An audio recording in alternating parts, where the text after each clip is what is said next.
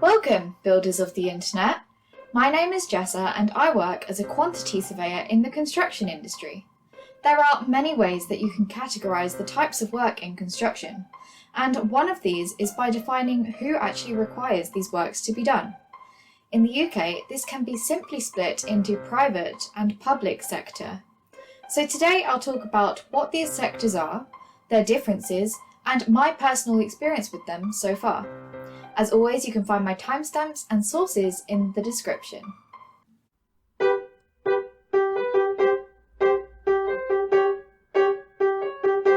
Is building on my mind. Public sector. This is the part of the economy where things are owned and operated by the government. About 25% of the output in construction is from the public sector, which is financed or at least partly financed by the government, say from local authorities. These projects are government owned and may even be operated by them too, and can include things such as roads, bridges and other infrastructure projects, or public facilities like hospitals, schools, libraries, prisons, etc. Private sector. This sector is run by individuals and businesses, and usually these projects are built for the intention of generating some kind of profit from it. Whilst these projects are not controlled by the state, there is still legislation that regulates how the processes are operated to provide minimum standards for the private sector to comply with. These projects are responsible for about 3/4 of construction's overall output, and can feature a vast range of projects too, including but not limited to offices, student accommodation and housing.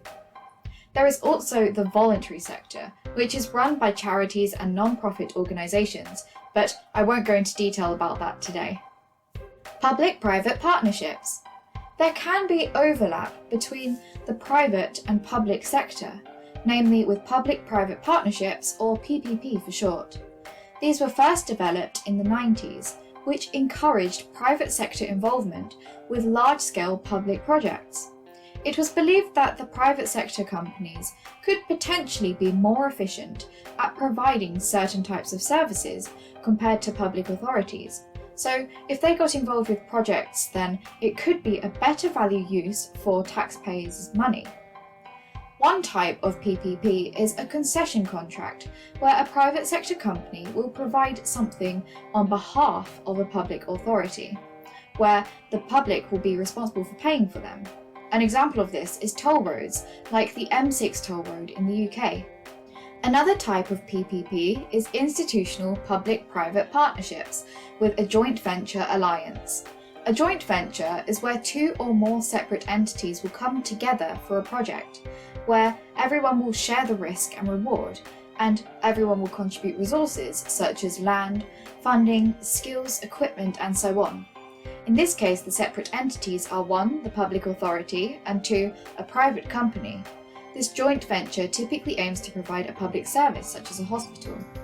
There used to be a third type of category too, called Private Finance Initiatives, or PFIs, where the public authority directly pays a private sector company who will finance and provide a public service, which could include the construction, maintenance, and operation of a building for a set period of time. These were only really suitable for large-scale projects that cost more than £20 million. For example, if the government wanted a school, they might pay a private company to design, build and operate it for perhaps 30 years. After this time, the development would revert to only government ownership.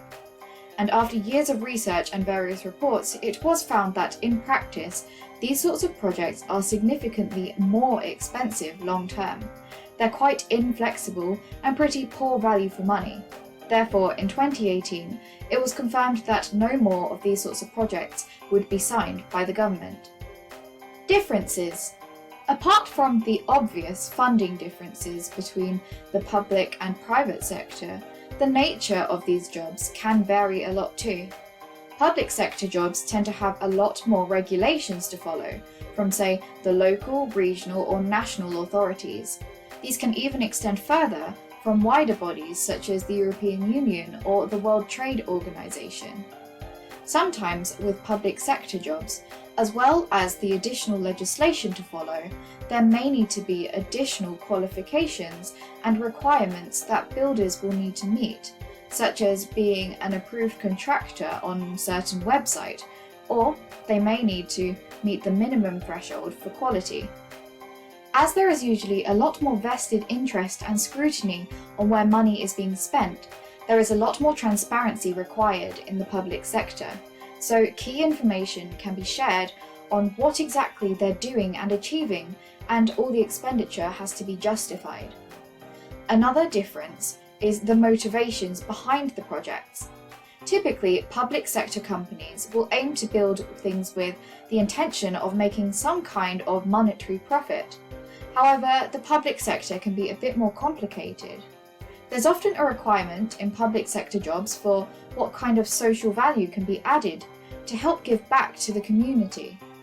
In some projects I've worked on, this can include hiring local businesses, letting local artists have their input with the design and decoration, or perhaps reaching out to a local college and providing some students with work experience.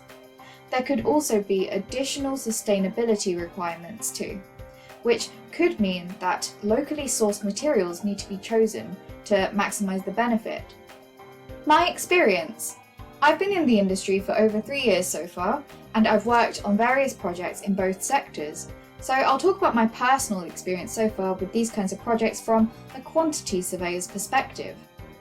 Changes throughout construction are pretty inevitable, as there could be, say, an additional obstacle that wasn't found or previously considered that could stop the work from happening. And these changes usually result in increased costs to mitigate it. Part of my job can include negotiating these costs, and sometimes this means agreeing on a certain figure what it costs for the work to be done. Say if a contractor thought something cost £25,000 and I thought it was £15,000, we may end up meeting in the middle and calling it, say, £20,000. In the private sector, this would be relatively simple to shake hands on and agree the figure, but in the public sector, you have to have a breakdown for where every single cost is going towards and what rates you're paying for pretty much everything, which can make the job a lot more complicated. Thanks for watching this video. There can be some other minor differences, such as the details needed on paperwork in order to get payments signed off, the chosen contract methods and procurement route, and how the costs are split according to what budget pots they're coming out of. But I think the accountability of how every penny is spent is the main difference in my experience. I personally prefer private sector jobs as there is a lot more flexibility, but there can definitely be some really rewarding projects in the public sector, such as providing services for children and to help with housing. I'm sure I'll be able to observe more differences as I gain more years of experience in the industry, so feel free to leave a comment if you have anything else to add. That's all I have to say for now. I hope it helped build in your mind. Thanks for watching this channel, it's building on my mind. Check out my other videos, but first hit the bell and comment, like, subscribe. Please, it really helps with the